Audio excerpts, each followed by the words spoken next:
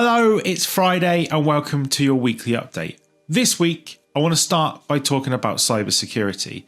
It's something that I mentioned the other week in one of these updates, but it's something that's becoming more and more prevalent and has been hugely on the increase in 2025.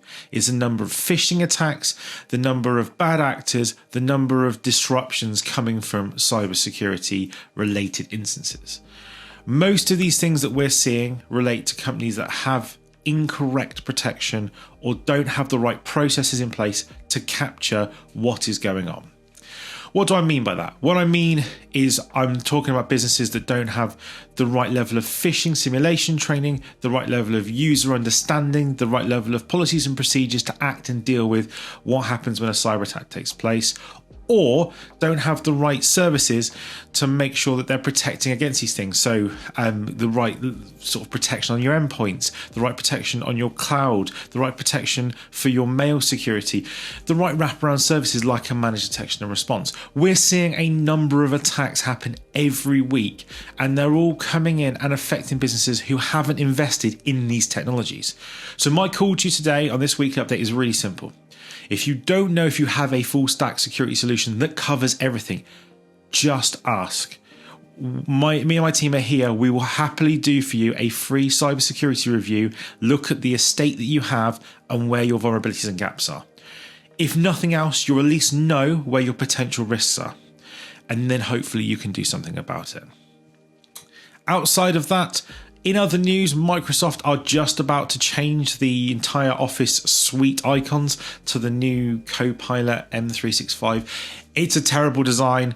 Don't ask me, I didn't choose it. Obviously, we just have to deal with the updates. It's going to confuse users. You're going to need to communicate to them that the Office icons are changing.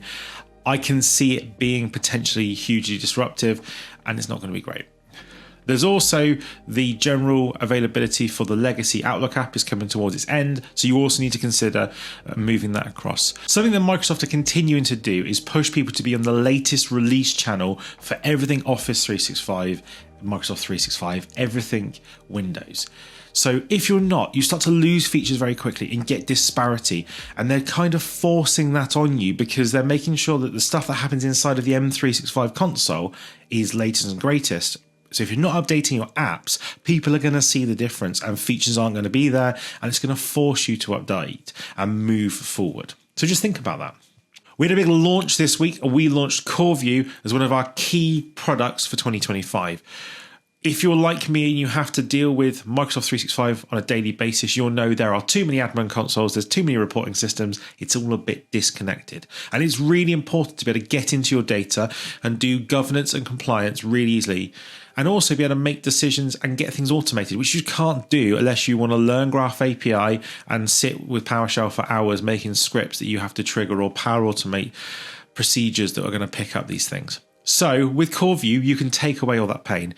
Now, I'm not going to go through it massively in this video, but what I'll say is if you are a Microsoft 365 customer, you should look at CoreView. So much so that we can give you a 14-day free trial where you can get every feature in the product and see what works for you. And then we can have a conversation about whether it's the right product for you, whether it's not the right product for you, or whether you want a reduced licensing cost.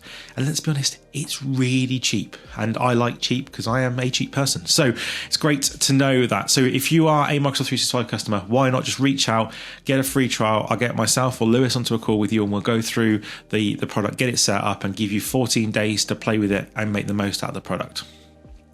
In that continued vein, we've also got another product we're going to bring to market in about a week's time, specifically targeting the kind of end user training piece. So watch this space if you're looking at an end user training product that you need to integrate into 365 in your business environment.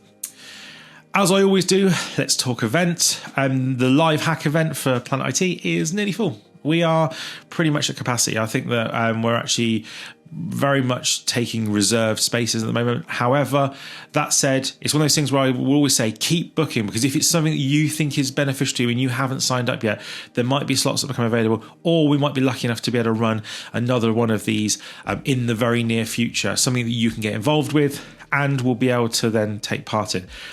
Having worked with the team developing this content, it's really interesting. It's pretty scary, but it is real world, so you're going to want to be there.